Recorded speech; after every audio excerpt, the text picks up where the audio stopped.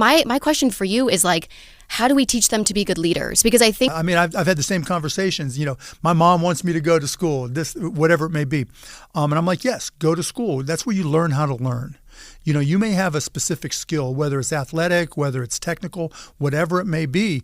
But if you don't know what you don't know, you're going to have a hard time learning it.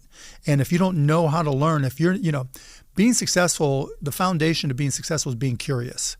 And not just being curious, but being able to be a sponge and assimilate as much as possible. And college forces you to connect to people you otherwise would not connect to, right? If you're just in Silicon Valley and all you're doing is talking to tech people and you're walking around like a little tech zombie, talking about your Cloudbot agents, and that's the only context you have, right? Then you're gonna lose out. You're not gonna know how to grow a company. You're gonna make mistakes that will cost you your company, or somebody's gonna take advantage of you and acqui-hire you, and everything you dreamed of won't happen. Like raise venture, take a big swing at fixing. Oh, hell no. I'm taking the money. I'm taking the $100,000 a month. Okay. And using that and just learning everything I could. So when the opportunity comes along, I can afford to do it myself. I'm a billionaire because I didn't give up a big chunk of my company. When we sold, I still owned a third of it.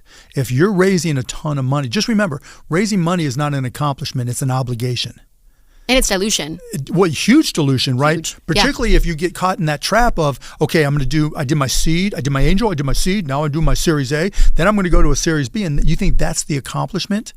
You've already failed. Like, I've seen huge multi-billion-dollar exits where the original founder, it's not nothing to make 10, 20, $30 million, but out of a multi-billion-dollar exit to make $30 million? Yeah, it's wild. Brutal. So that means you're working forever for somebody else. Totally. And why put in those extra 5 years?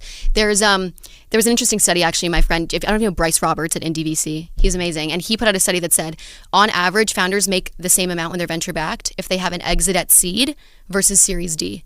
And everyone's like, wait, that doesn't make any sense. Their company's worth so much 100%, more. That's a no, great they've point. been so diluted. It's truly the same take-home pay. People don't understand that. They Yeah. don't understand how it works. They just so entrepreneurs, even if you don't raise money, we fall into the same trap. One, we all lie to ourselves. We're better, cheaper, faster, whatever it may be. And that arrogance is a little bit good because it keeps you motivated.